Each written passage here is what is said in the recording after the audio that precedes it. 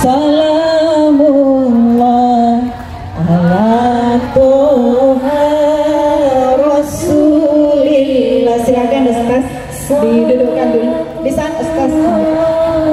Salamullah ala Yasin Habibillah. Masya Allah. Iya. Ini jauh-jauh dari Jakarta, Bunda. Masya Allah. Iya. Silahkan. Baik.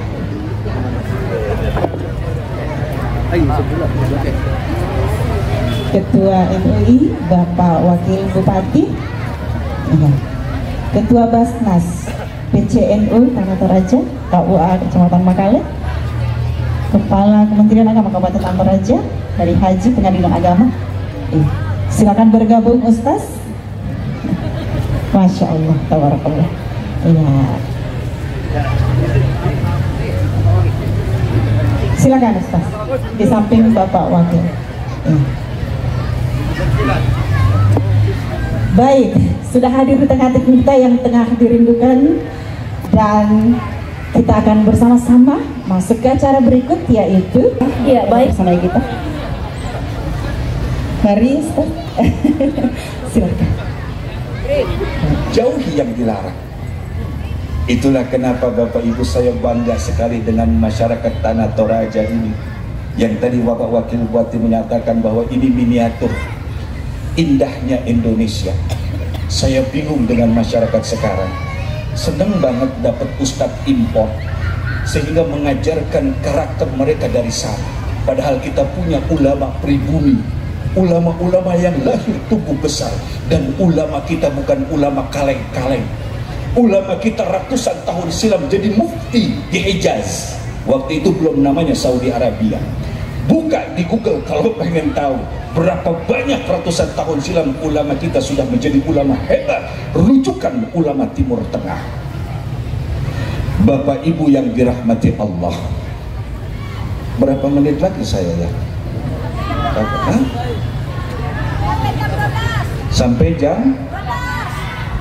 Berarti 2 jam lagi dong. Oh, ini masih jam Jakarta ya. Sampai jam 12. Kalau sampai jam 5 sore siap? Sampai jam 5 sore siap? Ibarat pepatah mengatakan Pak Ubay kesegol baskom, lebay.com. Kalau memang Bapak Ibu siap jam 5 sore, maka kita telah sepakat Bapak Ibu di sini jam 5 sore, saya berangkat ke Makassar. Allah Subhanahu wa Ta'ala hanya mengingatkan dan mengajak siapa yang beriman. Untuk apa? Taati Tuhanmu. Buat apa kau membaca berbagai macam kitab suci tapi kau tidak mematuhi Tuhanmu? Buat apa? Kemudian kau bangga dengan kartu identitas bahwa kau memiliki agama. Buat apa kalau kelakuanmu tidak seperti orang yang beragama? Inilah Bapak Ibu yang dirahmati Allah akan menjadi poin bahasan kita. Jadi nggak lama-lama, cuma ada 5 hal. Ini kata seorang ahli hikmah di dalam kitab Tanbihul Ghafilin Al-Fatih Abu Les As-Samarqandi. Nanti sabar sebentar lagi. Bapak Ibu yang dirahmati Allah, di ayat yang tadi saya bacakan mengingatkan kepada kita, wahai yang beriman, bertakwalah engkau kepada Tuhanmu. Terus kalau kami sudah bertakwa, wahai Allah, apa yang harus kami lakukan? Apa kata Allah? Perhatikan langkahmu hari ini, yang bila engkau melangkah 1 langkah ke depan, detik ke depan, maka detik yang lalu akan menjadi masa lalu dan kau pertanggungjawabkan di hadapan Tuhanmu. Wal tandur nafsum ma qaddamat lighat. Hendaknya setiap diri memperhatikan apa yang diperbuat sekarang untuk esok. Kenapa? Karena engkau akan bertanggung jawab atas apa yang kau lakukan kemarin. Jelas? Jelas? Ini saya harus pakai bahasa apa lagi nggak jelas-jelas. Karena itu Bapak Ibu yang dirahmati Allah Subhanahu wa Ta'ala, Allah tetap mengajarkan kepada kita, bertakwalah engkau kepadanya, bertakwalah engkau kepadanya. Sungguh Tuhanmu tahu atas amal perbuatanmu, yang paling kau sembunyikan Dia tahu.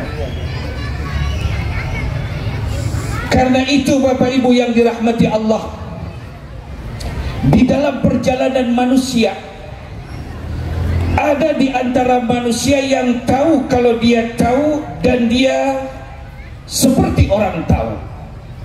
Ada juga di antara manusia yang tahu kalau dia tidak tahu dan dia beramal seperti orang yang tidak tahu. Ini kata Imam Ghazali.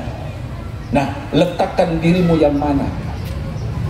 Jangan sampai kita dihabiskan waktu kita tanpa kita memahami apa arti kehidupan, kemudian mati di usia tua, mati menunggu waktu seperti orang yang tanpa manfaat, kematian akibat usia yang banyak, penyakit atau apapun, tanpa menjadi seseorang yang bisa dibanggakan oleh diri dan keluarga serta masyarakat. Jadi tinggal nunggu mati.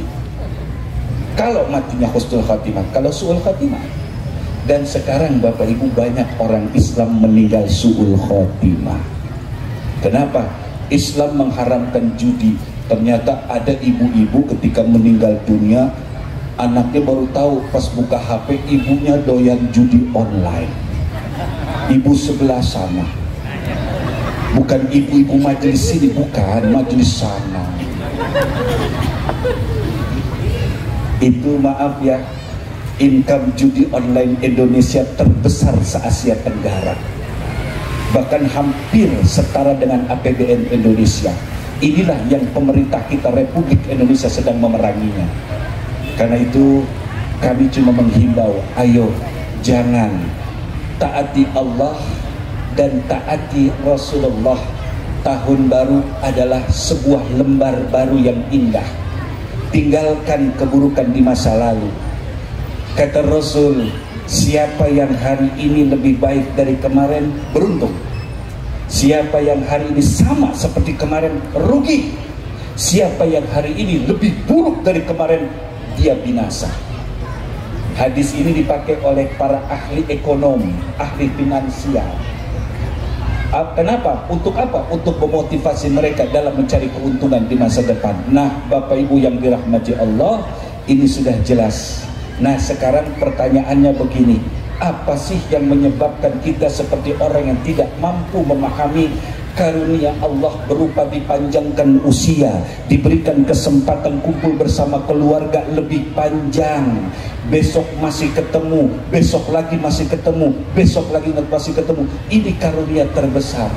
Coba kalau tiba-tiba habis acara ini, tiba-tiba di masjid ada pengumuman, Assalamualaikum warahmatullahi wabarakatuh. Itu pengumuman apa? Saya bingung ya.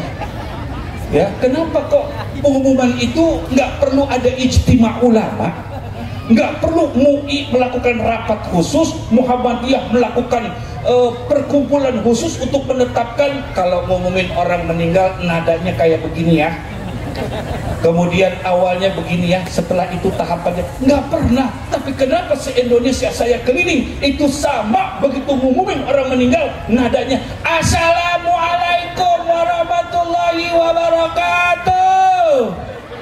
Nah, setelah itu apa ucapannya? Pak Ketua namanya, Ketua itu lihat tuh, nggak pernah kan rapatnya, nggak pernah ya, nggak pernah. Tapi kenapa bisa sama ya? Inilah Indo. Makanya Bapak Ibu, rawat keberagaman, toleransi, kebersamaan ini rawat ya. Kenapa? Tadi seperti maaf, tadi saya baru lihat patung yang tinggi, patung apa namanya Bunda? Apa? Patung? Iya, saya tahu patung Yesus. Ada monumen apa namanya itu? Apa? Jangan marah-marah, biasa saja. Tadi saya lihatnya ya Allah, indah amat, di atas ada patung Yesus besar. Saya berpikir begini, kenapa ada orang yang nggak suka gitu ya? Saya melihatnya gitu, kenapa kok nggak suka? Apalagi ada kelompok-kelompok yang dari sono, dari negeri ono, saya nggak mau nyebutin sekarang, nanti saya dihantam lagi ya, dari sono, kafir, bid'ah, musyrik. Pak, Bu, jangankan patung Yesus, kita Isra Mi'raj peringatan Maulid aja dibilang kafir. Sholat bareng aja sama dia, oh musyrik, musyrik. Saya bingung, mati-matian orang tua saya ngedidik saya puluhan tahun dengan la ilaha illallah, saya ibadah mati-matian, kenapa kok gampang banget masuk neraka? Begitu saya ke masjid langsung masuk neraka. Kafir, musyrik. Saya yakin ini bukan yang diajarkan oleh leluhur kita, bangsa Indonesia. Jadi hati-hati buat anak muda ya, banyak paham sekarang berkeliaran, mereka mencari marketnya adalah kita. Hati-hati ya, kembali ke ulama kita. Tuh ada NU, ada Muhammadiyah, kumpul dengan mereka, insya Allah mereka tidak akan menyesatkan kita. Kenapa? Mereka tumbuh besar dari Indonesia, mereka tahu perjuangan bagaimana sampai meneteskan darah dan air mata untuk Indonesia. Kok bisa ada orang dari negara lain dengan paradigma lain, kemudian dengan akidah lain, merubah kita menjadi ikut seperti mereka? Mestinya mereka yang belajar dari kita tentang toleransi, bukan kita diajarin oleh mereka. Jelas?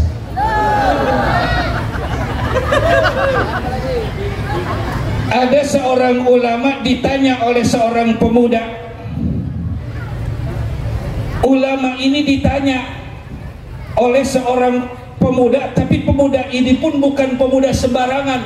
Beliau pemuda berilmu, beliau pemuda yang suka ngaji, beliau pemuda yang bisa dianggap ulama. Tapi beliau galau. Kenapa? Saya menghadiri berbagai majlis ta'lim, saya menghadiri berbagai hari besar Islam, menghadiri majlis ulama, kiai, ajengan, menghadiri hari-hari besar Islam. Saya mengaji, membaca Quran, udah puluhan Ramadan saya lalui, puluhan Idul Fitri saya lewati, puluhan Idul Kurban yang katanya mempunyai esensi kerelaan, kedekatan, pengorbanan. Tapi kenapa itu semua telah berlalu, memasuki tahun yang baru, sepertinya saya tidak mendapatkan apa-apa dari yang saya karuniakan dari Allah Subhanahu wa Ta'ala. Jadi seperti bingung, saya ngaji tapi kok mulut saya lemes banget ya. Tuh, ngaji tapi mulutnya lemes gitu loh. Doyan majlis taklim tapi kupingnya demen banget dengerin doyan puasa tapi kenapa sama tetangga nggak akur. Ngaji mah ngaji 7 hari 7 pengajian, seragamnya aja bisa ada 12. Bu, seragam ada berapa? Pengajiannya 7, seragamnya 12. Tapi alhamdulillah Ustaz. Kenapa alhamdulillah? Lunas 5. Itu ibu Sano. Kalau ibu sini mah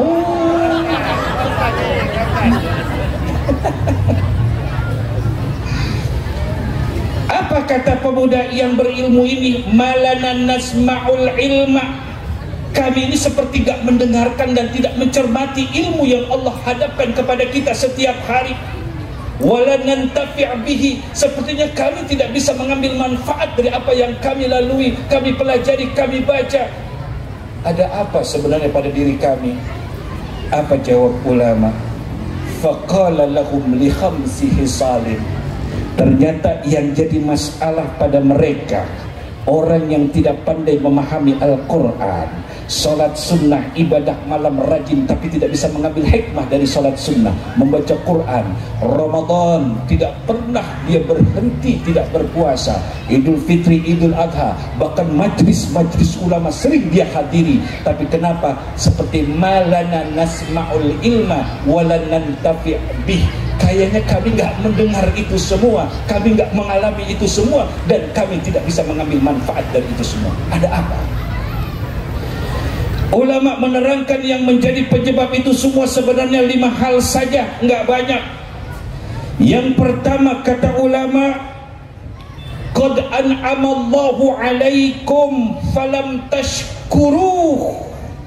Allah sudah memberikan kepadamu berbagai macam nikmat dan karunia. Diberikan sehat, dijaga badannya tetap sempurna, tetap menjalankan fungsinya seperti yang kita harapkan. Keluarga kita dalam keadaan kumpul indah. Kumpul keluarga adalah satu nikmat yang besar. Ibu,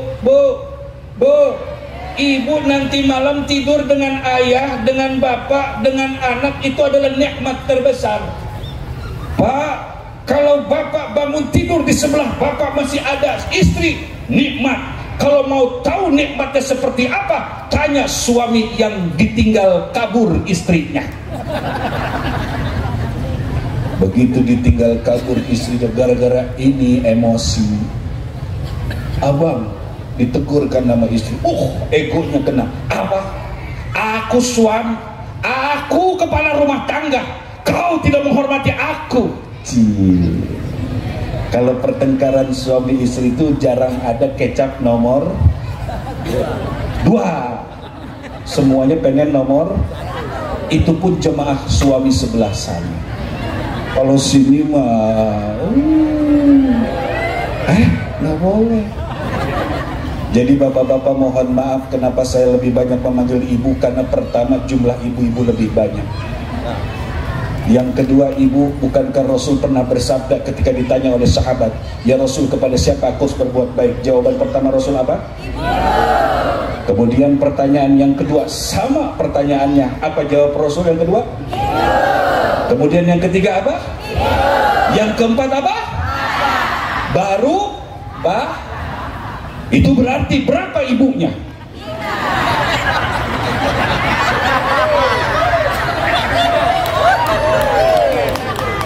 Sudah, jangan diteruskan, nanti saya dimusuhi ibu-ibu. Ini bukti kepada kita semua bahwa setiap orang yang beriman, beragama, belum tentu mampu mengambil manfaat dari keimanan dan keagamaannya. Karena itu kata ulama, satu hal pertama adalah yang menyebabkan engkau belum bisa mengambil ilmu dan mengambil manfaat. Pertama, engkau belum mampu bersyukur kepada Allah. 1 tahun lalu 1445 belum mampu bersyukur, 44, 43, 42 terus ke belakang belum mampu belum bersyukur. Banyak nikmat Allah. Wa in ta'uddu ni'matallahi la tuhsuha. Kita suka menganggap remeh, menganggap punya pengetahuan, ternyata kita masih durhaka kepada Allah Subhanahu wa ta'ala. Singkat. Kemudian yang kedua, ketika ditanya apa yang menyebabkan kami tidak mampu mengambil hikmah dalam perjalanan kehidupan ini, ngaji, baca Quran, tapi kami tidak bisa mengambil manfaat dari itu semua. Apa kata ulama? Yang kedua yang menyebabkan engkau seperti itu, idza adnabtum falam tastaghfiru. Kalau kamu bikin dosa, kamu gak segera minta ampun, minta maaf sama Allah. Itu yang menghalangi kita memahami hikmah yang terindah dari perjalanan hidup. Kita suka berdosa, namun kita enggan minta ampun. Ustadz, saya istighfar kok, 1000 istighfar saya. Yang bener. Iya, kayak gimana istighfarnya, Bu? Astagfirullah. Tuh kayak musola sebelah sana tuh, ya, udah tahu ada jamaah baru mantan preman. Udah bagus dia taubat ke musola, ke masjid. Itu imam gak tahu, mungkinnya husnudzon gak tahu. Begitu dia zikiran, ilahi ya rabbi anta maulana, subhanallah, subhanallah, awalnya bagus, subhanallah, subhanallah, sebelah. Itu preman bingung, sebelah. Ini jangan-jangan mantra untuk bisa terbang di sebelah. Subhanallah wa bihamdihi daiman qaiman alhamdulillah. Cakep awalnya. Alhamdulillah, alhamdulillah. Keterusannya hablah. Itu orang sana. Alhamdulillahirabbil alamin ala kulli halin fi kulli halin wa ni'matin karim. Allahu akbar. Allahu akbar, Allahu akbar. Cakep awalnya Allah. Lokbar. Janganlah begitu Pak Imam. Cobalah dimengerti sama makmum ya. Alhamdulillah. Jadi kalau berdosa langsung minta ampun, langsung tobat. Ya, yang membuat kita terhalang untuk memahami makna kehidupan dan kurang mampu memahami rencana Tuhan itu adalah karena kita suka berdosa namun kita belum beristighfar. Karena yang paling berat buat manusia itu adalah nisyanud dzunub al-madiyah, melupakan dosa masa lalu. Jangan salah loh, dosa 40 tahun silam masih tersimpan di dalam catatan yang indah. Yakin kau sudah diampuni Allah. Itulah kenapa Rasul yang dijamin Allah diampuni dosanya di masa depan dan masa lalu, itu pun Rasul masih istighfar sehari 70 kali. Bahkan ada riwayat mengatakan 100 kali. Yang ketiga,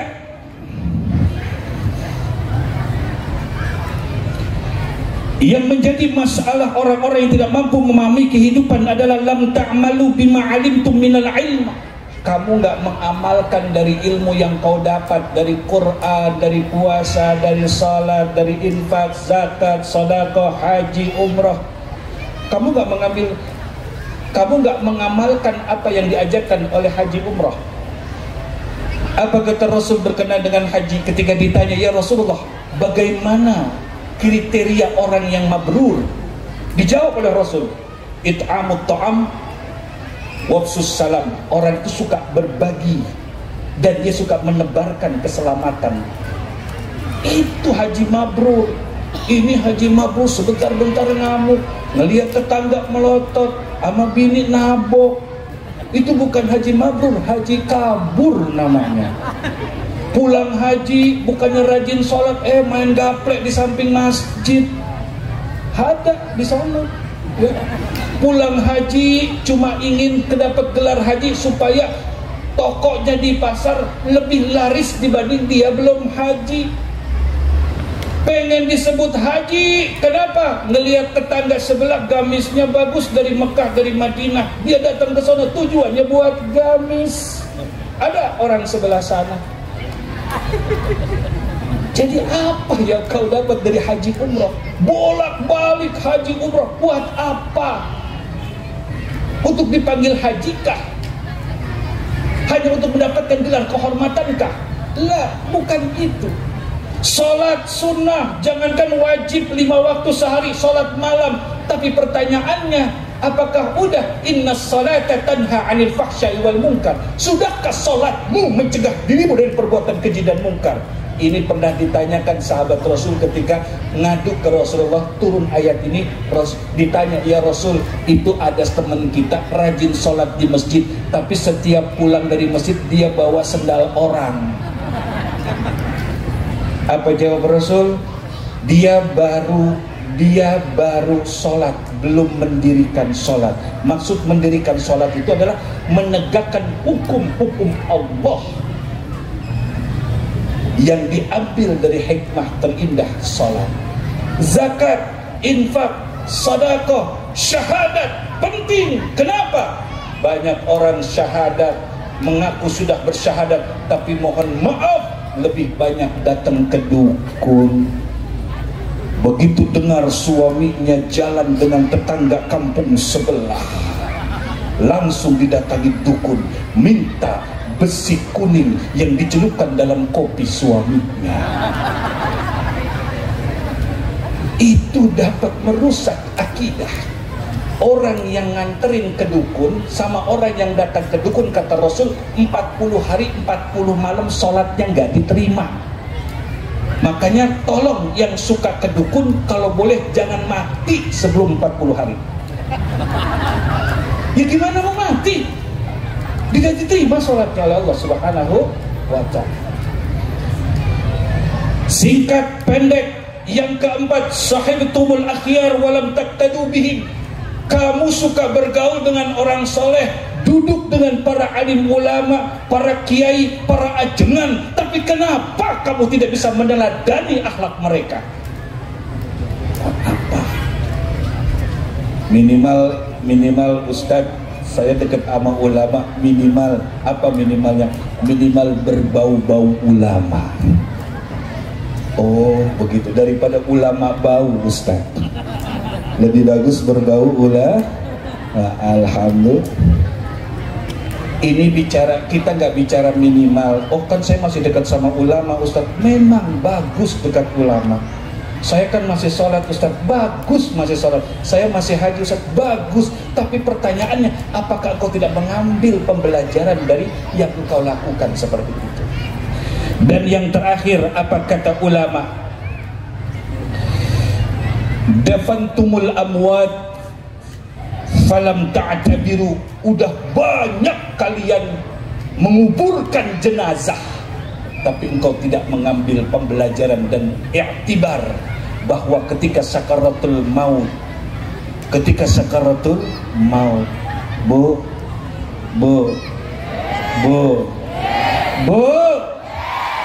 kalau ibu sakaratul maut, bapak nangis apa enggak? Jawab yang jujur. Tahun baru harus jujur. Ibu meninggal, bapak nangis apa enggak? Ini ibu-ibu sini kejam sekali ya. Bu, nangis atau tidak?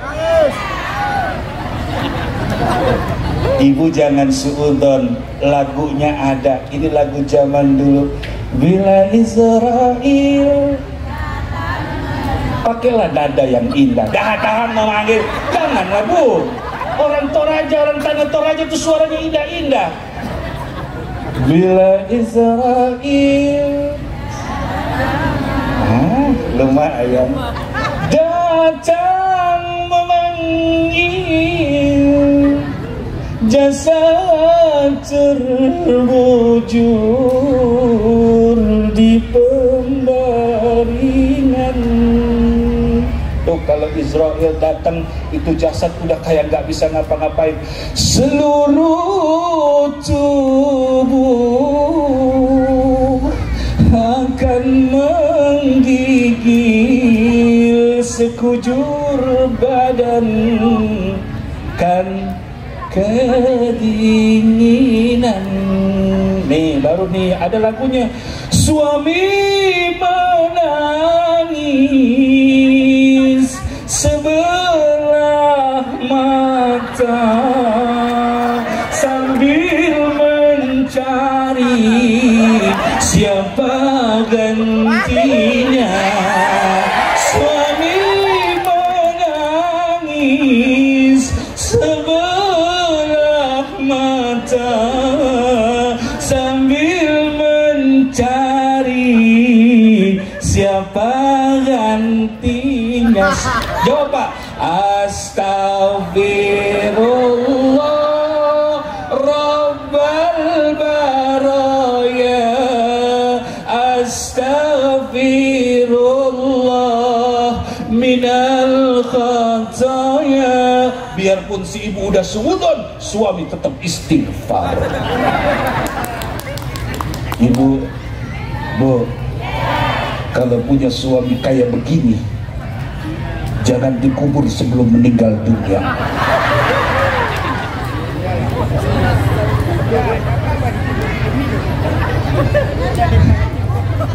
Nah, Bapak Ibu yang dirahmati Allah, kita sudah mendapatkan 5 hikmah dari para ahli yang memahami tentang hati. Untuk itu Bapak Ibu, yuk kita coba amalkan bahwa yang menghalangi kita memahami esensi ibadah, yang menghalangi kita memahami makna dipanjangkan usia, yang memahami kita diberikan oleh Allah berbagai macam keindahan dalam kehidupan, ini 5 hal ya. Masih ingat yang pertama apa? Ya, yang kedua, pinter. Yang ketiga, wow. Yang keempat, bu, Wow, hebat. Yang kelima, Masya Allah, nggak tahu semua. Saya ulas ya. Yang pertama adalah sudah berbagai nikmat dikaruniakan Allah, tapi kita belum mampu mensyukuri nikmat Allah. Kita belum mampu mensyukuri apa yang kita pijak, belum mampu.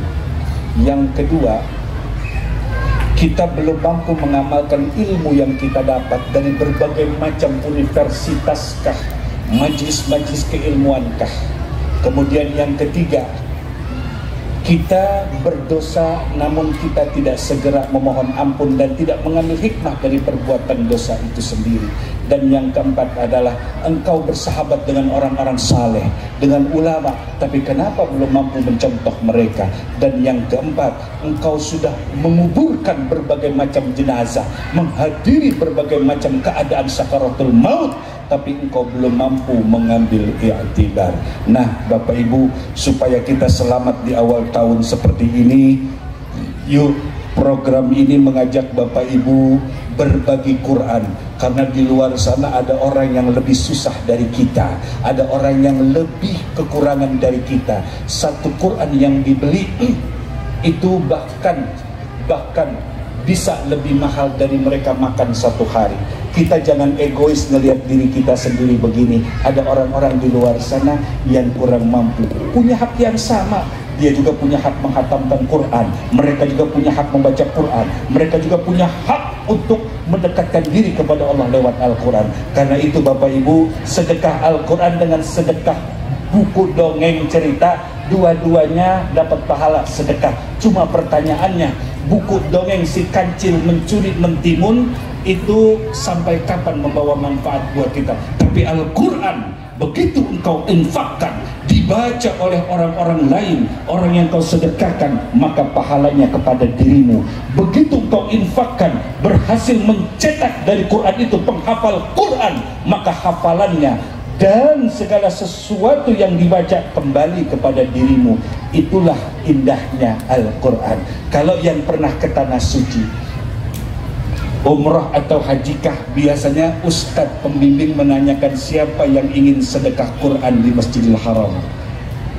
Kenapa mereka melakukan itu? Mengarahkan supaya kita apa? Bisa mendapatkan pahala dari berbagi Al-Quran. Biarpun nanti Qurannya akan dibenahi oleh pengurus Masjidil Haram, tapi lumayan masuk ke Masjidil Haram sedekah kali 100.000.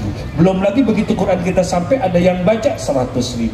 Nah, karena di Indonesia nggak punya tempat-tempat mustajabah, tapi Indonesia punya waktu-waktu mustajabah seperti sekarang nih ya, saat turunnya hujan. Nah, ini waktu-waktu yang mustajabah. Ketika dibaca Al-Quran akan menjadi pahala buat kita semua.